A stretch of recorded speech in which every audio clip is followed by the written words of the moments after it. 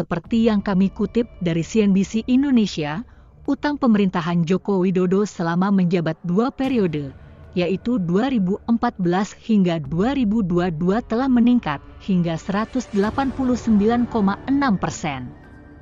Utang yang meningkat itu pun diperkirakan akan membebani APBN pada masa pemerintahan mendatang di 2024. Ekonom Senior Institute for Development of Economics and Finance, Indef, Didik J. Racabini mengatakan, peningkatan utang tersebut sangat tinggi dibandingkan peningkatan utang masa pemerintahan Presiden Susilo Bambang Yudhoyono, SB. Ia mencatat, pada akhir masa pemerintahan SB, utang pemerintah pusat yang harus diwariskan ke Jokowi sebesar Rp2.608,78 triliun. Sedangkan sebelum masa pemerintahan Jokowi berakhir, total utang kata dia telah meningkat menjadi Rp7.554,25 triliun per November 2022, ditambah BUMN Rp 2.000.000 itu belasan triliun utang yang diwariskan pada pemimpin yang akan datang, kata Didik dalam diskusi catatan awal tahun Indef 2023 secara daring, Kamis, 5 Januari 2023. Dengan besaran itu, Didik memperkirakan beban utang itu akan sangat berat ditanggung oleh APBN pemerintahan presiden yang akan datang.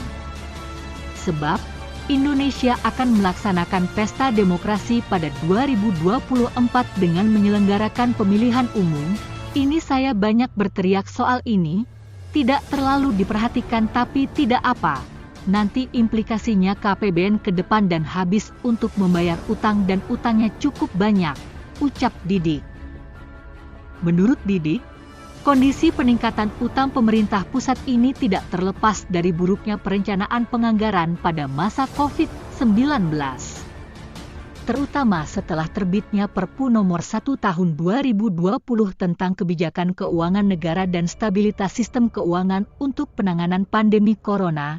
Awal COVID-19 itu sumber justifikasi krisis otoriter dilakukan dan DPR itu dia nggak bisa apa-apa dengan Perpu. DPR nggak diberikan kekuasaan apa-apa, ungkap Didik. Akibatnya, ia mengungkapkan, banyak target-target yang meleset jauh dari perencanaannya. Misalnya defisit APBN yang selisih realisasinya sangat jauh dari target. Defisit APBN pada 2022 ditargetkan sebesar Rp868 triliun, tapi realisasinya Rp464 triliun, jadi selisih dari perencanaan anggaran Rp400 triliun. Kalau selisihnya Rp3 triliun, Rp5 triliun, make sense. Tapi kalau selisihnya banyak itu APBN direncanakan semau-maunya, ujar Didik.